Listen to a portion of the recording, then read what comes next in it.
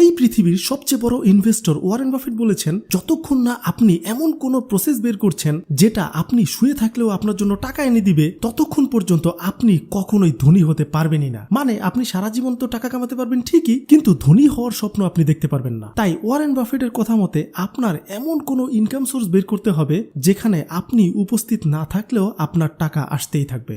যাই হোক, এই বিষয়টি তো গেল একটি। আর আরেকটি বিষয় হলো, দেখুন গত 4-5 বছর আগেও আমরা যেই পণ্যগুলো যেই মূল্য দিয়ে কিনেছি তা এখন 2 থেকে 3 গুণ বেশি দাম দিয়ে কিনতে হচ্ছে।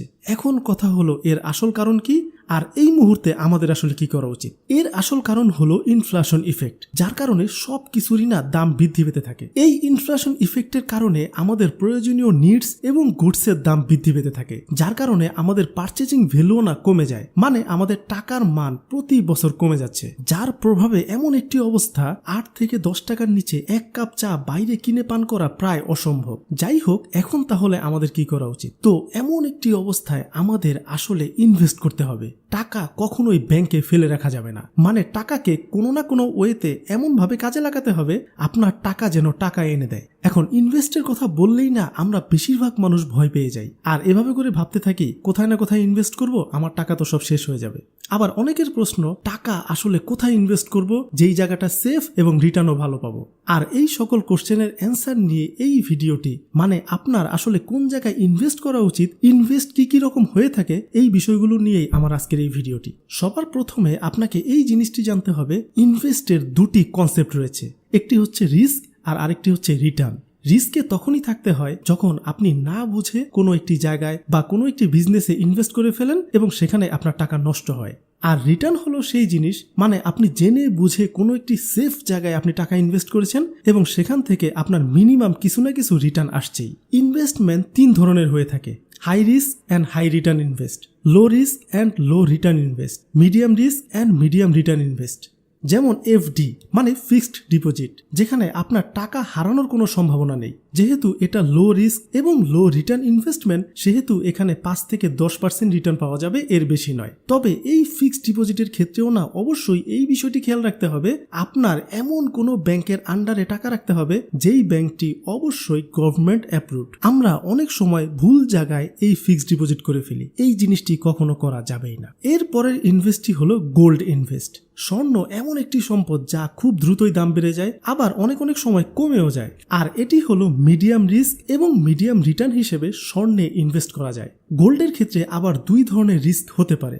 যদি আপনি স্বর্ণ খুব ভালোভাবে না চিনেন, তাহলে যে কোনো লোক আপনাকে ঠকিয়ে দিতে পারে, তখন পুরো টাকাটাই শেষ হয়ে যাবে। আবার স্বর্ণ চুরি হতে পারে, ডাকাতি হতে পারে বা হারিয়ে যাওয়ার সম্ভাবনাও কিন্তু থাকে। এই রিস্কগুলো আপনাকে আগেই মাথায় রাখতে হবে। এর পরের ইনভেস্টই হলো রিয়েল এস্টেট ইনভেস্ট। গোল্ডের মতো রিয়েল এস্টেট ইনভেস্টও না মোটামুটি সিমিলার। এখানে প্রপার্টি কিনতে হয়, আর যখন সেটার দাম বেড়ে যায় তখন বেশ ভালো রিটার্নে এটি বিক্রি করে দিতে হয়। তবে এর জন্য যেই কয়েকটি বিষয় খেয়াল রাখতে হবে, সেটি হলো আপনাকে এখানে অনেক দিন ওয়েট করতে হবে। মানে আপনি একটি জমি কিনলেন, সেই জমি ভালো দাম পাওয়ার জন্য হয়তোবা 3 বছর বা 5 বছর ওয়েট করতে হতে পারে। তবে এটার রিটার্ন আসবেই আসবে, এটা 100% গ্যারান্টি। এটা খুব সেফ ইনভেস্ট। তবে এখানেও কিছু সমস্যা থাকে, যেমন ধরুন আপনার কাছে বেশ কিছু টাকা রয়েছে, আপনি সেই সম্পূর্ণ টাকা দিয়ে কোনো প্রপার্টি কিনে ফেললেন এবং বেশ কিছুদিন পর ভালো দামে বিক্রি করবেন, কিন্তু এই সময়ের মাঝেই আপনার কোনো না কোনো একটি বড় বিপদ চলে আসলো। তখন কিন্তু হঠাৎ করে সেই জমিটি আপনার বিক্রি করতে হতে পারে। আর হঠাৎ করে জমি বিক্রি করলে আমাদের দেশে কি হয় একবার ভাবুন, অনেক কম টাকায় সেল করতে হয়। সো এই রিস্কটি এখানে রয়েছে।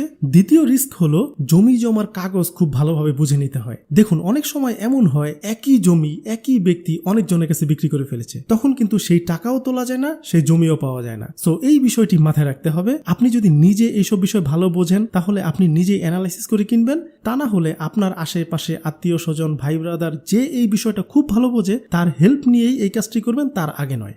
এর পরের ইনভেস্টই হলো স্টক মার্কেট ইনভেস্ট। খুব সিম্পল ভাবে বলতে গেলে বড় বড় কোম্পানি যেমন কোকাকোলা, ফেসবুক, এই সকল কোম্পানিগুলোতে আমরা টাকা দেই, মানে তাদের শেয়ার আমরা কিনি, আর তারা সেই টাকাগুলোকে নিয়ে তাদের বিজনেসে খাটায়। সেখানে যদি তারা লাভ করতে পারে তাহলে আমাদের শেয়ারের দাম বাড়ে, আর সেখানে যদি তারা লস করে ফেলে তাহলে আমাদের শেয়ারের দাম কমে যায়। আর এভাবে করেই স্টক মার্কেট এই প্রসেসটা কাজ করে। এখন স্টক মার্কেট বিজনেস হচ্ছে একটা হাই রিস্ক এবং হাই প্রফিট বিজনেস।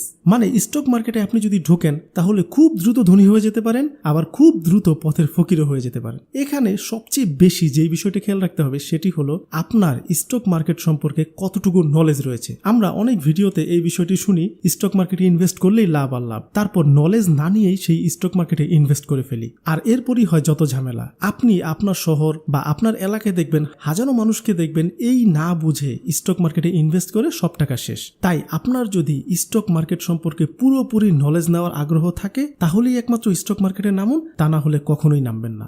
এরপরের ইনভেস্টের জায়গাটা হলো মিউচুয়াল ফান্ড।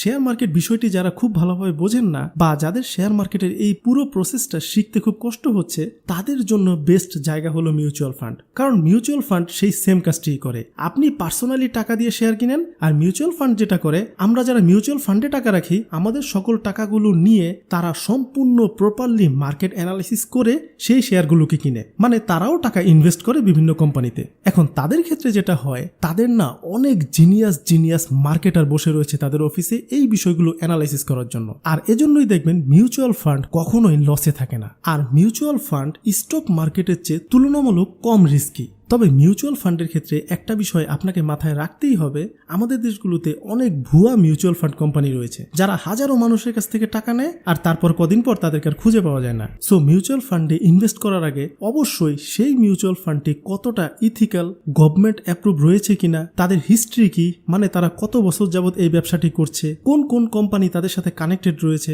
কত বড় বড় কোম্পানি সেখানে ইনভেস্ট করেছে, এই বিষয়গুলো ভালোভাবে জেনেই মিউচুয়াল ফান্ড ইনভেস্ট করবেন, তাছাড়া কখনো করবেনই না। এর পরের বিষয়টি হলো নিজের পার্সোনাল বিজনেসে ইনভেস্ট করা। দেখুন, বিজনেসের ক্ষেত্রে হাই রিস্ক হাই রিটার্নও হতে পারে, লো রিস্ক লো রিটার্নও হতে পারে। যেমন ধরুন আপনি খুব কম টাকায় একটা বিজনেস শুরু করলেন, সেখানে কিন্তু রিস্ক আপনার কম, কারণ কম টাকায় বিজনেস শুরু করেছেন, সেখানে আবার দেখবেন রিটার্নের পরিমাণও কম। আবার আপনারা বড় পরিসরেও বিজনেস করতে পারেন, সেখানে যত বেশি ইনভেস্ট করবেন তত বেশি পরিমাণ রিটার্ন পাওয়ার সম্ভাবনা থাকে। কিন্তু এখানে আবার একটা সমস্যা হলো, আমরা প্রায় 90% মানুষ না, আমরা বিজনেস সম্পর্কে ভালো করে নলেজ না নিয়েই অন্যকে দেখা দেখিই বিজনেস শুরু করে দিই, আর আমরা ভাবি সে পারছে তো আমিও পেরে ফেলবো। কিন্তু বাস্তবে এটি কখনো সম্ভব হয় না, কারণ অন্য কেউ যদি কোনো একটি বিজনেসে সাকসেস হয়ে থাকে তাহলে তার পিছনে ঘাটাঘাটি করলে দেখবেন সে সেই বিজনেসটির জন্য অনেকগুলো বছর তার পিছনে পরিশ্রম করেছে, এবং সেই পরিশ্রমের ফলে তার একটা হিউজ নলেজ জমা হয়েছে, সেই নলেজের ফলে তার বিজনেসটি এখন প্রফিটে রান করছে। এখন আপনার কি সেই নলেজগুলো রয়েছে? আপনি তো শুধুমাত্র তার বিজনেসটিকে দেখছেন আর তার লাভের পরিমাণকে দেখছেন, কিন্তু এর পিছনে যে তার অনেকগুলো বছরের খাটনি সেটা কিন্তু আপনি দেখেননি। সো বিজনেসের ক্ষেত্রে সবচেয়ে বেস্ট হয় কি জানেন?